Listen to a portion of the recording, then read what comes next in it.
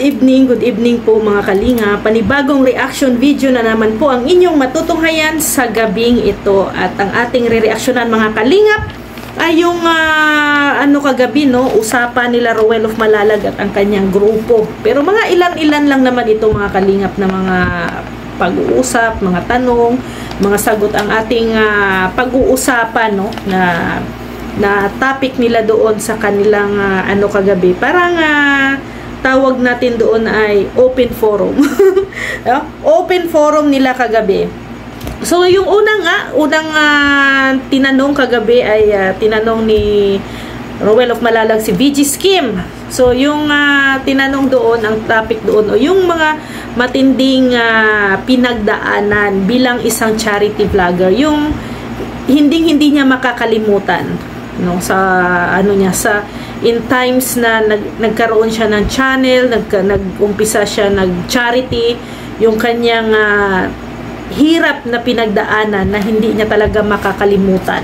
So yung sabi nga ni BG Skim doon, yung paghahanap po, no, sa pamilya, sa isa niya sa mga isang beneficiary niya na nandoon po sa Leyte, no, yung taga Leyte daw po na almost 30 years nang hindi nakapiling ang pamilya, no. Nakita ko to sa isa sa mga upload ni VG Skim noon, nung sobrang busy pa siya na halos nagta-travel pa siya, no, punta pa siyang Pampanga, Leyte, yung ganun, para lang ihatid ang kanyang mga beneficiary na napunta sa dait na gustong umuwi sa kanilang lugar, no.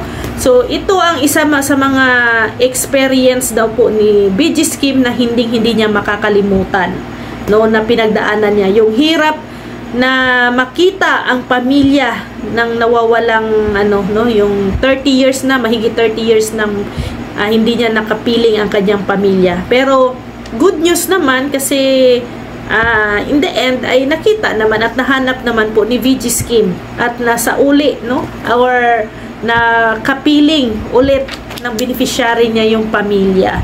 So, ang gandang gandang experience yan bilang isang charity vlogger na makatulong ka na mabuo ang isang pamilya.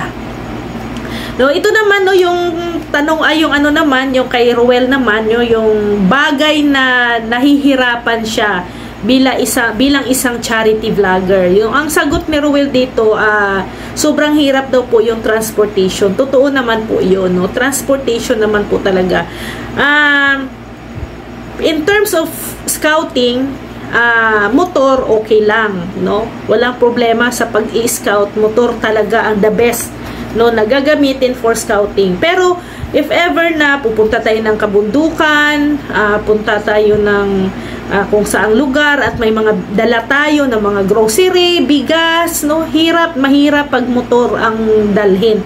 And especially diyan po sa dait ay syempre maulan ang panahon, 'di ba? Pag motor ang gagamitin mo, so ulan, init, no, ang mo diyan, ang kalaban.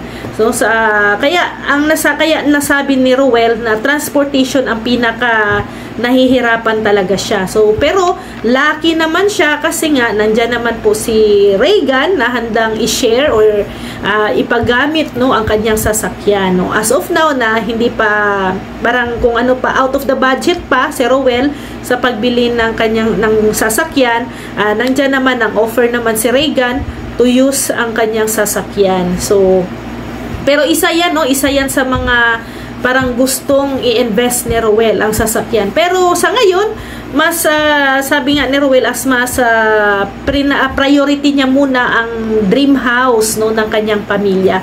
Kaya yun muna daw ang kanyang ipa-priority. Siguro after, no, na matapos ang bahay para sa pamilya niya, ay yan na nga, no, yung sasakyan. So abangan natin yan. At syempre, pangarap lang, no, mangarap. Wala namang masama doon sa ng mangarap. Mas okay yung taong may pangarap, no, kaysa wala. So ipagdasal natin si Roel na syempre na biyayaan siya na kung ano man ang kanyang mga hiling, kanyang mga pangarap, no, ay matupad, no, lalo na ang sasakyan, no, para sa kanyang pagcha-charity, no, para hindi na din siya mahirapan, lalo na pag may mga inaayadahan siya or bibili ng mga materyales sa kanyang pabahay, di ba? So lahat na, no, sasakyan talaga ang pinaka-importante sa isang vlogger. Charity vlogger. So, yung pangatlo naman na nagsagot ay si Ate Glyza, no? Asawa po ni Kuya Alex Librada. So, may tanong sa kanya if di siya naging vlogger, so ano kaya siya ngayon? So, ang sagot naman ni Ate Glyza doon ay security guard. Siguro continue pa rin sila as a security guard kasi hindi pa man sila vlogger, hindi pa nakapunta sa diet. Yung trabaho talaga nila mag-asawa ay security guard. So, maybe if ever na hindi sila naging vlogger, ganun pa rin. No? Ganun pa rin ang trabaho nila. No? Security guard. At syempre, saludo tayo sa mga security guard. No? Hindi madali ang trabaho na yan. Ako, puyat din ang ang kalaban mo, di ba? So, ayan po ang si Ate Glyza, no? So, ang pang-apat naman na nagsagot ay si Kuya Regan, no? Ang tinanong kay Kuya Regan, no, na di daw siya masasaktan, no, kapag ang kanyang sasakyan ay bugbog na. It means bugbog, no, means syempre gamit siya nila Ruel araw-araw, no, sa pagbibigay ayuda, parang halos araw-araw yan na talaga yung gamit nila Ruel, no, yung sasakyan. Syempre, it means na bugbog sa trabaho ang sasakyan ni Regan, no? Punta doon sa bundok, no? Punta sa kung saang lugar, kung saang area, kung pwede, kung saan maghahatid ng ayuda or ano ba to, scout, 'di ba? 'Yun ang ginagamit lagi. So, ang sabi naman ni Regan, hindi naman daw siya nasasaktan. O hindi man daw siya nasasaktan, no, kung nabubugbog yung kanyang sasakyan. Alam nyo kasi, ang sasakyan niya naman po ginagamit sa charity. O, hindi ka talaga masasaktan na pag once na alam mo naman na yung sasakyan mo nakakatulong sa iyong kapwa, 'di ba? So, ang ang sabi naman ni Regan ay tiwala naman siya, no? May tiwala naman siya sa kanyang mga kasamahan. Siyempre, nang doon yung maintenance, hindi naman siguro pabayaan, no, nila Ruel, ng grupo niya, yung kung ano man ang mga kailangan ng sasakyan ni Regan, no? Lalong-lalo na yung gulong, yung oil, or yung mga brake fluid, or kung ano pa yung mga kailangan sa sasakyan, no, yung needs ng sasakyan. So, alam naman natin na yan, hindi naman pababayaan yan. Syempre, daily use yan, no, ginagamit araw-araw, at dapat talaga kondisyon palagi ang sasakyan mo kasi buhay ang sinasakay mo dyan, no? Buhay ng tao ang nakasalalay dyan, kaya kailangan ang sasakyan ay nasa kondisyon. So, basta yun lang, pag ginagamit naman sa kabutihan, pag sa charity, ang sasakyan, no, binibless naman yan. Kaya, salamat din kay Regan kasi handa niyang i-share, no, ibahagi ang kanyang sasakyan sa pagtulong, no, sa pag-charity. So, ito naman si Justin, no, tinanong siya, may possible ba na magka-developan sila ni Trixie? Kasi nga, syempre, may chemistry. Chemistry. May chemistry yung dalawa. No? Syempre, nakita naman natin minsan sa channel ni Tariray na kung sila, sinusundo siya ni Justin. So, yung sweetness ng dalawa, nandoon din. Ay, grabe. No? So, sabi naman ni Justin, so it's a lot of possibilities. So, it's a lot of possibilities. Maybe, 50-50, meron chance. Ganon. May mga chance, no? Hindi naman, hindi naman, siguro, hindi naman imposible na hindi mangyari yon. Kasi, syempre, kung araw-araw silang nagkikita, magsasama, syempre, makilala nila yung ugali ng isa't isa, 'di ba? Pero ngayon, no, ang sabi ni Justin ay alam naman nila yung limitasyon, no? Kung sila, kung hindi, okay, 'di ba? Ganun lang. Basta sa ngayon, nag-e-enjoy sila kung ano man ang relationship meron sila ngayon. So, mas okay 'yon, 'di ba? Kasi at least parang sila open.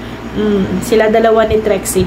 Doon naman sa tanong, no, ang sagot po ni Ruel at saka ni Rachel, yung tinanong sila na if ever na magkaroon sila ng pamilya, tuloy pa rin ba ang pagcha-charity nila or ihinto na nila or magfo-focus na lang sila sa family. So, both, no, ang sabi ni Rowell at saka ni Rachel, same sila ng idea na tuloy pa rin, no? Tuloy pa rin ang kanilang pagtulong, tuloy ang charity nila. Kasi sabi nila dito daw sila nakikilala, no?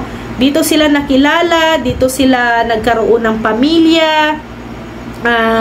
So lahat na, no? Lahat na dito sila nagsimula as a charity vlogger. So tuloy-tuloy, no, tuloy-tuloy. So mas gusto pa rin talaga nila na tumulong kahit na magkaroon pa rin sila ng pamilya, no?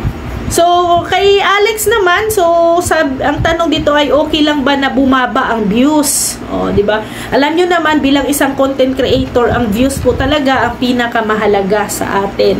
Ano? Pero ang sagot naman ni Kuya Alex, sabi niya, nagsimula naman daw siya sa maliit na views. Tayong lahat, no? Tayong lahat nagsimula tayo sa maliit na views. So, pero kailangan, no? Kailangan talaga na kailangan mong i-balance, no? I-balance kung paano mo i-handle din, no? Yung iyong channel, no? Kung mababa man ang views, so paano mo palakasin, 'di ba? Then sabi pa ni Alex dito ay yung industry kasi ng YouTube o nung social media ay ups and down yan. So siguro laging handa lang. Maging handa ka ngayon, mahina ka, bukas lalakas, sa susunod mahina ulit. So ganun lang talaga, ganun talaga ang buhay. Pero ano lang, tiyaga lang, no? Tiyaga at mahalin mo ang iyong trabaho, no? Mahalin mo, ang mahalaga ay tumutulong ka. Sabi nga ni Kuya Bal, no? May views man or wala, basta ang pagtulong galing sa puso, no, binibless ka. Kaya tuloy lang tayo. At hindi naman lahat ng oras, lahat ng panahon ay mababa ka, no, mababa ang views mo. Magkakaroon ka rin ng bless, no? Ibi-bless ka rin na syempre malay mo, no, isa-isang araw, no, magti-trend ka at lalakas ka ulit, may pangtulong ka na, 'di ba? So ngayon, na habang mababa pa ang views mo, so tuloy ka lang sa iyong mission, no? So kay Kalingap Victor naman, no, yung tanong na pag walang sponsor at syempre maliit ang views, 'di ba? Tuloy pa rin ba sa pagtulong? Syempre, pag wala kang sponsor, wala kang views or maliit lang ang views mo, ano pang ipangtulong mo, lalo na pamilyadong tao ka? Like kay Victor, 'di ba? Kakapanganak lang ng kanyang misis, o 'di ba? May kwento pa siya na nagbabayad din siya ng bahay. So ang daming mga expenses. So kaya ba, no? Kaya ba ng kanyang syempre ng kanyang kita na ihati-hatiin, no, sa pamilya at sa pagcha-charity, syempre pang personal needs niya, no, yung kanyang kinita. So sabi ni Victor ay kaya niya naman daw, no, kaya niyang labanan kahit na walang sponsor, kasi na-experience niya naman daw nung pag-uwi niya from abroad, no, na-experience niya doon sa Sorsogon na nag-scout siya doon ng mga ilang araw, ilang linggo doon, no? So na-experience siya naman na walang sponsor. So pero laking pasasalamat niya na nakasama siya sa grupo po ni Rowell of Malalag. Kahit papano ay umaangat naman ang views niya, no? At syempre pag umaangat ang views, tiyak na may pangtulong ka kahit papano, kahit konti, at least meron. Iba kaysa wala. No? Kaya ika nga ay kahit na 1 kilong bigas yan or isang tinapay, o pagtulong na po yan, no? Pagtulong na yan. Yan ang sinasabi na simpleng bagay, maliit na bagay, pero ang laking halaga para sa mga taong tinutulungan mo. So ito naman, may tanong naman about kay Rowell, no, na yung sabi na about sa sponsor, no, kung sanay ba siya na walang sponsor. Ang sagot naman ni Rowell dito, nagsimula siya sa walang sponsor. Sa Davao pa lang siya, hindi pa siya sikat, no, sa Malalag pa lang siya, wala pa siyang sponsor, walang views, no. Na-train na yan si Rowell, no? Na-training dito pa lang sa Malalag, na-training na yan si Rowell, no? Kahit na nasa 5,000 subscribers pa lang siya, ay nakapagpabahay na yan si Rowell, no? maliit man ang views niya noon at ilan-ilan lang ang nag-sponsor, pero nakasurvive, nakapagpabahay siya, nakapagbigay siya ng ayuda, no? At syempre doon naman sa tanong na bakit hindi siya sa Davao, no, mag-charity, yun lang nga sabi, no, pag saan yung mahal mo, no, doon ka din. Pag saan daw ang mahal mo, doon ka rin. So, ito si Rowell, pagdating naman sa mga sponsor o sa views, no, sanay na yan. So, ang magiging ano niyan, if ever, no, kung mangyayari man na wala siyang sponsor or maliit yung views niya, kung ang sabi ni Rowell, kung ano lang ang nakita or na net ng kanyang sahod, siguro yun ang pagkakasyahin. Siguro hindi na siguro gaano kalakihan ang maibibigay nila, pero meron pa rin maibigay kahit papano. No, ito naman sa kay Joners, no. Ito kay Joners. So bilang isang staff, no, di niya ba iiwan si Rowell. So ang sabi niya, no, hanggat nandyan din siya. No, hanggat nandyan din siya. O, ay, tiyak naman na hindi naman naaalis si Rowell dyan sa dait. No, Joners. Kaya si Joners ay taga-dait na rin yan sa susunod. So, ito may isa pang tanong tungkol kay Kuya Alex, no? Hindi to tanong, ang sabi ni Kuya Alex, or nag-share lang siya ng kanyang na hindi mabubuo ang grupo, no, nila Rowell kung hindi din dahil kay Kuya Val, no. Isa sa mga pinapasalamatan nila si Kuya Val, si Kalingap Rab, no, ang buong team Kalingap. Kahit na anong mangyari, tatatak at hindi nila alisin ang Kalingap, no, sa buhay nila. So yan naman po talaga ang mahalaga, kasi lahat tayo ay nagsimula kay Kuya Val. Lahat tayo naging mentor natin si Kuya Val, lahat tayo inspirasyon natin si Kuya Val sa kung ano tayo ngayon, no? Bakit tayo nag-charity? Kasi na-inspired tayo sa ginagawa ni Kuya Val. Kaya lagi nating pakaisipin, no, na kung hindi dahil kay Kuya Val, wala tayo ngayon dito sa industriya ng pagiging charity vlogger, no? At marami pang mga katanungan dito, mga kalingap, no? May mga about na sa kanilang mga pag-ibig, buhay pag-ibig. Panoorin nyo na lang po sa channel ni Rowell of Malalag. Nandoon po ang mga katanungan at kasagutan nila Rowell of Malalag and Rachel Morales Vlog, ang tungkol sa kanilang pag-ibig, mga experience at lahat na doon, no? Panoorin nyo na lang po at puntahan. Sa mga nandyan po, no, sa ating mga viewers, maraming salamat. Please, pakisuportahan po ang channel ni Kuya Val Santos Matubang, Ate Edna Vlogs, Kalingap Rab, Rowell of Malalag, Rachel Morales Vlog, at ang inyong abang lingkod, Rhea Olarte, kasama ang ating kasama dito sa Malalag, Davao del Sur, ang ating Deputy Mick Agnes Vlogs, Kalingap Awi, Kalingap Angeli, Kalingap Baby Girl, Kalingap Dudo, Bila Ayop, Rachel TV, John Lindon Official, and Rex Vlogs. Maraming salamat po mga kalingap. See you tomorrow. God bless everyone. Bye-bye po.